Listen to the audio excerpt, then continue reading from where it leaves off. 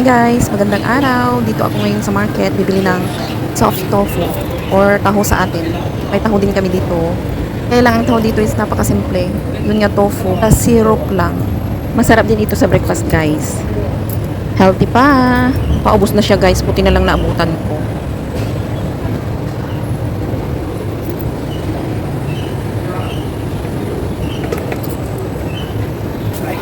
Okay. We're here. Yes, uncle. Thank you. Oh, what? Yes.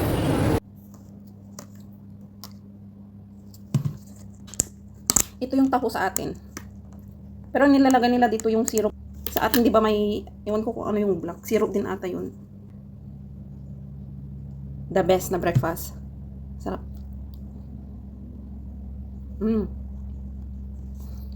Ito, plain. Walang sago. Sa atin, di ba meron? Yummy.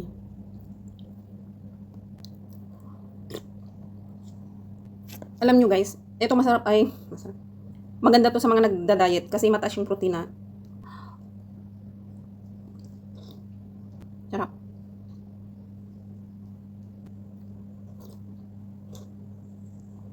Stop ko na muna mag-diet. Hindi kasi, alis na ako dito sa mga amo ko, diba? Magganap ako ng ibang amo.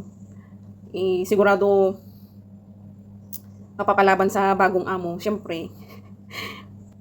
I mean, baka manibago yung katawan. Alam mo yun. Tapos di ko din alam kung okay magiging amo.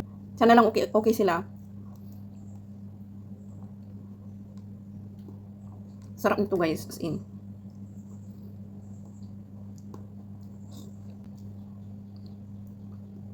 Sa mga nagda-diet dyan. Ito kasi yung syrup niya, hindi siya masyadong matamis. Sakto lang.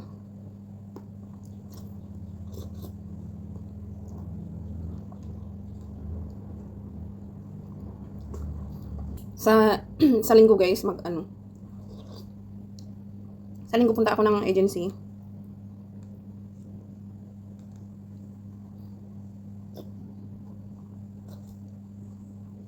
First week of April. Dapat may amo na ako. Kasi alis sila amo end of March. Punta sila ng ibang country. So maiwan ako dito. Kaya maghanap ako ng bagong amo. Yung kasama kong isasama nila kasi mas matagal sa akin, and then kasi malaki na yung mga bata. Bali 3 sila. Yung isa na sa ibang bansa na rin nag-aaral. So, 2 na lang ang alagaan. Tapos, hindi sila paalaga. Yung 2, hindi na sila kailangan bantayan or kasi malalaki na sila. Yung bunso is mga 9 years old.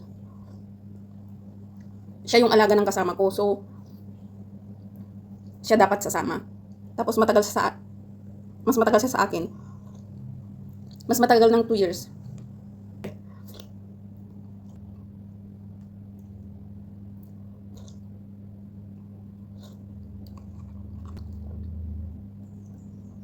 So, ayan guys. Paubos na ang bilis.